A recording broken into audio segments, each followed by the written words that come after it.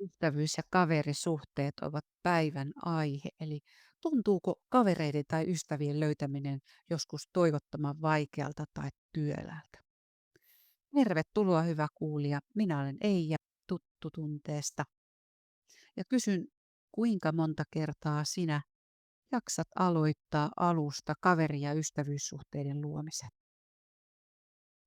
Mikä niitä sitten on saattanut vähentää? No yksi on tietysti muutto, toinen on työpaikan vaihto, työttömyys, ero eksästä, vakava sairaus. Ihan lyhyesti pari sanaa näistä, koska siinä on joitakin mielenkiintoisia kohtia. Eli se siirtyminen toiseen työpaikkaan saa luonnollisesti keskittymään niihin ihmisiin, joita siellä uudessa työpäivän aikana tapaa. Tosin olen elänyt sellaistakin työpaikka-arkea, jossa pois lähtevään kohdistetaan herkästi negatiivisia kommentteja kuka mistäkin syystä ja useimmiten ihan syyttä. Ja luonnollisesti tämmöinen tilanne rikkoo kaverisuhteita ja yhteydenpitohaluja suuntaan jos toiseenkin. Kolmas on tietysti työyhteisöstä tai organisaatiosta johtuvat syyt, eli olen törmännyt tilanteisiin, jossa saman ison organisaation sisällä toiseen työpisteeseen vaihtavan henkilön tunnuksiin asetettiin rajoite, ettei hän enää voinut olla työssä käytettävien sähköisten viestimien kautta yhteydessä sinne edellisen työpaikan porukkaan. Muihin toimipisteisiin kyllä, mutta ei siihen, mistä lähti. Eli itsestä, niistä jäävistä ihmisistä tai organisaatiosta johtuvia syitä voi olla useita ja kovin henkilökohtaisesti erilaisiakin.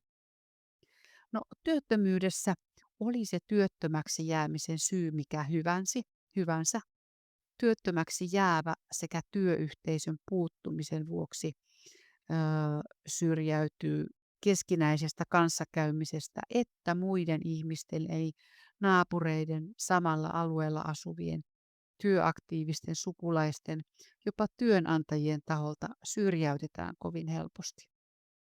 Työttömille lyödään edelleen Suomessa kova leima niin takapuoleen kuin keskelle otsaakin, että kaikki varmasti näkee. Ja osa työttömistä vetäytyy itse kontakteista, ettei tarvitse kestää jatkuvaa arvostelua, tuomitsemista tai loukkaamista. Siinä kuoli ainakin työkaverisuhteita, että myös niitä pinnallisempia kaverisuhteita, joissa kaverin oleellisiin arvoihin kuuluu pärjääminen tai semmoinen tuli mitä tuli asenne, hyväosaisuus, hyvään asemaan eteneminen ja maallinen mammona.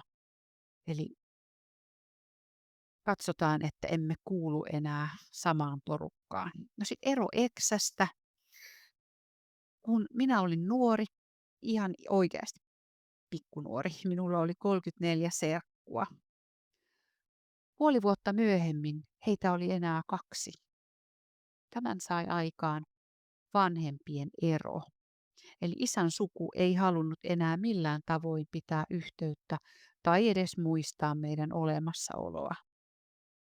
Siihen saakka he viettivät kaikki kesät meillä vähän niin kuin ilmaisessa kesähoitolassa, kun Ruotsista tulivat kylään, mutta sitten katkesi kaikki yhteydenpito.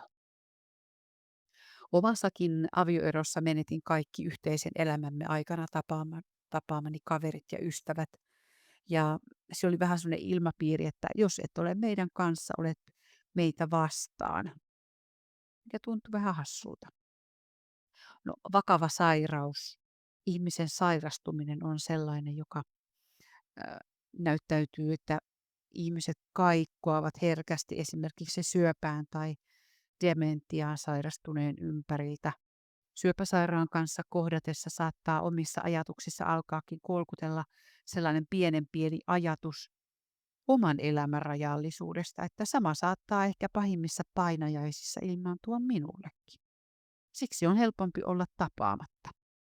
Poissa silmistä, poissa mielestä, siis tämän asian suhteen.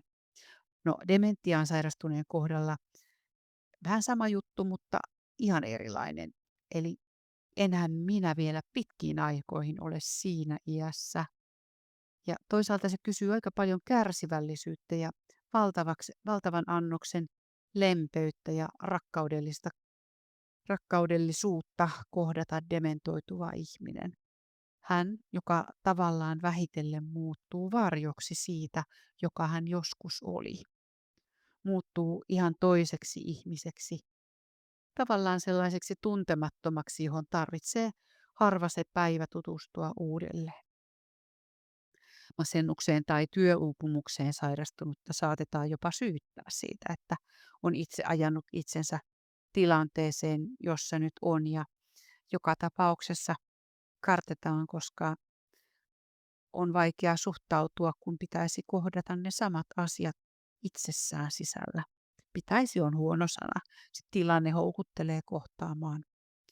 Elämä ravistelee kovalla kädellä niin kaveripiiristä pois lähteviä kuin sinuakin, minuakin, meitä kaikkia.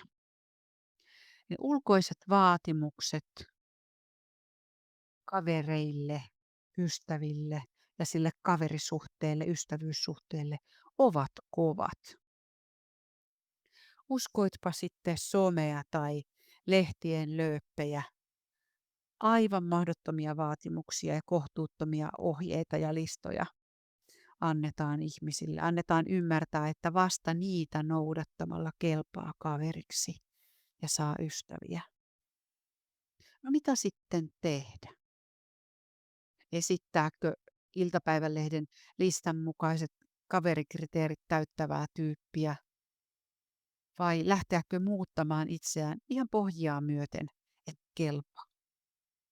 Vai suojella itseään paineilta ja vaatimukselta, kipeiltäkin iskuilta ja vetäytyä kontakteista, vetäytyä omiin oloihin? Mitään yhtä vastausta tai toimintatapaa ei ole. Jokainen ihminen on ainutkertainen. Ei ole ainuttakaan ihmistä, joka olisi elänyt samanlaisen elämän kuin sinä tai samanlaisen elämän kuin minä. Se tekee sinusta, minusta, meistä kaikista ainutlaatuisia. Sen lisäksi, että jokaisella ihmisellä on ihmisarvo, jota kukaan tai mikään ei voi häneltä ottaa pois, on jokainen ihminen arvokas juuri sellaisena kuin on. Voin kuvitella muutamia tiettyjä vastakommentteja tähän ja vastaan siksi tähän väliin. On tärkeää muistaa, että ihminen on eri asia kuin hänen tekonsa. Jokaisessa meistä asuu niin hyvä kuin paha. Se vaan on inhimillistä. Siksi jokainen meistä tekee joskus pahoja tekoja. Siinäkin ihmisessä, joka on tehnyt pahoja tekoja, on silti hyvää.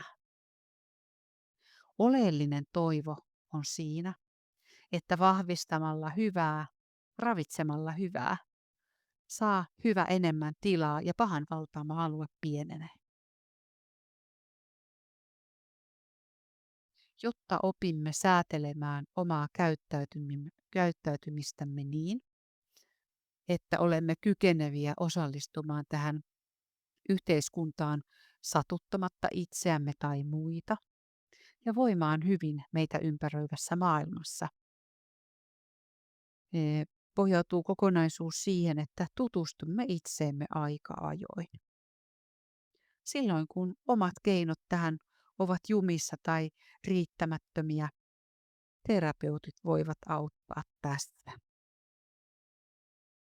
Muinaisista ajoista asti onnellisuutta on määritelty eri tavoin. Niitä määritelmiä ja määrittelijöitä on lukemattoman paljon. Jos aihe kiinnostaa sinua, niin googletappa. Ystävät, eli ne, jotka ovat enemmän kuin kaverit tai tuttavat, ovat yksi oleellinen osanen onnellisuuden kokemuksessa. Voidaksemme hyvin, tarvitsemme jokuisen kaverin, tarvitsemme tuttavia ja myös hyviä ystäviä. En juurikaan ujostele ihmisiä, paitsi isäni näköisiä miehiä pelkään. Olen huomannut itsekin sen, että aikuisiällä ystävyyssuhteiden solmiminen voi olla paljon haastavampaa kuin nuorena. Millä työ, perhe ja muut velvollisuudet vie aikaa, tai ainakin niin voi perustella tilanne. Me olemme tietyllä tapaa rutiiniemme orjia, ja ne rutiinit voivat rajoittaa mahdollisuuksia tavata uusia ihmisiä. Eli käyn samassa kaupassa, liikun samoilla kaduilla, tai sitten en liiku ollenkaan. Jos harrastan samassa ryhmässä tai joukkueessa. Saattaa jopa olla, että olen viimeiset 5 vuotta käynyt siinä samassa harrastusporukassa ja niin edelleen. Tosin kuin koulussa tai opiskeluaikana, niin aikuisena ei välttämättä ole yhtä paljon luonnollisia ympäristöjä, joissa tapaa jatkuvasti samoja ihmisiä. Uusia ihmisiä tarvitsee tavata, mutta myöskin niitä samoja. Ja aikuisena monille tulee tärkeämmäksi ystävyyssuhteiden syvyys ja laatu, tärkeämmäksi kuin niiden lukumäärä siis. Ja voiko kaverisuhteita syventää? No kyllä, tosin siihen ei ole oikotietä, eli ne aikuisiän kaverisuhteet, että niistä kehkeytyy ystävyyssuhteita, niin vaativat usein paljon tietoista panostusta, aikaa, aloitteellisuutta ja ylläpitoa. Ne eivät synny eivätkä kestä itsestään. Ja kaverisuhteista osa pysyy kaverisuhdetasolla, osaa voi kehittää sinne ystävyyden suhtaan. Tosin syvemmät ystävyyssuhteet edellyttävät uskallusta olla avoin ja haavoittuvainen. Ja tuo iskee joillekin, erityisesti miehille, aika kovaa. Kehotetaan olemaan avoin ja näyttämään haavoittuvuutensa, mutta miksi mies, joka ilmaisee inhimillistä heikkuutta, edelleen vuonna 2025 Suomessa jätetään usein miesporukassa herkästi ulkopuolelle? Muinaisista ajoista asti miehen on täytynyt olla vahva, joustava, pystyvä, ei saa näyttää itkua, ei surua tai pettymystä. Sen sijaan kateellisuutta ja vihaa ja aggressiota saa näyttää. Ne vaan vievät ihan muuhun kuin toivottuun suuntaan.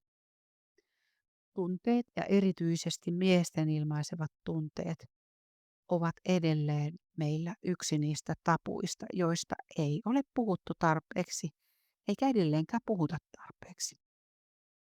Tosin on meillä poikkeuksiakin, on yhteisöjä ja on miehiä, jotka puhuvat. Silti tällä saralla on vielä paljon työmaata.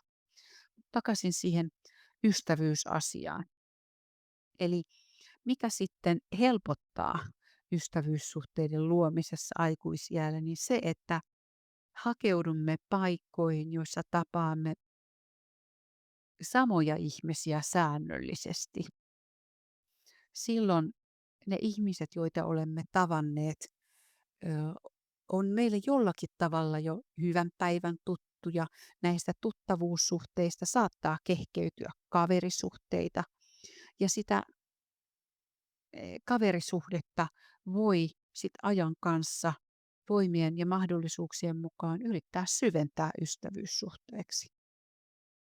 Toisaalta se yhteinen harrastus tai mielenkiinnon kohde tarjoaa luontevan tavan keskustella ja viettää aikaa yhdessä. Tavallaan tunnustella sitä, että onko tässä porukassa semmoista ihmistä, jonka kanssa syntyisi sitä tuttavuus- tai kaverisuhdetta. No, uskallus tehdä aloite, kysyä kuulumisia, ehdottaa kahvittelua tai yhteistä tekemistä voi johtaa sinne kaveruuteen ja ystävyyteen.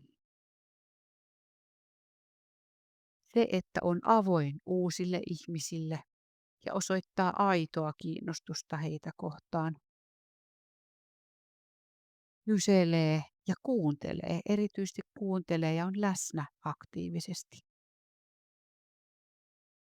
Ennen kaikkea uusien ystävyyssuhteiden luomisessa auttaa positiivinen asenne, eli Se, että olet helposti lähestyttävä ja ystävällinen. Ja niin kuin edellisessä podcastissa puhuin, viittaan siihen hymyn vaikutukseen.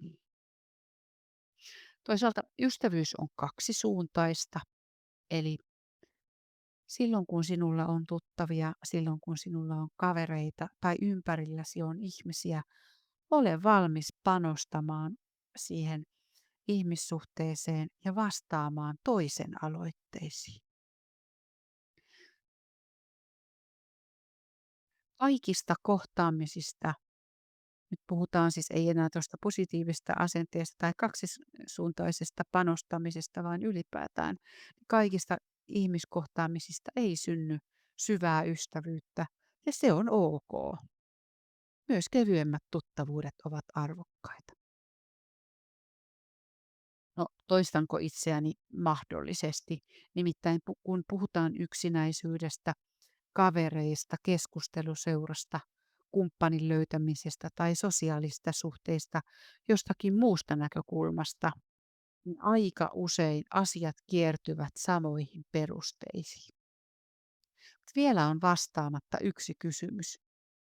Kuinka monta kertaa jaksat aloittaa alusta ystävyyssuhteiden rakentamisen? Oma suosikkivastaukseni on tarpeeksi monta kertaa. Kiitos sinulle ajastasi. Toivottavasti heräsi ajatuksia.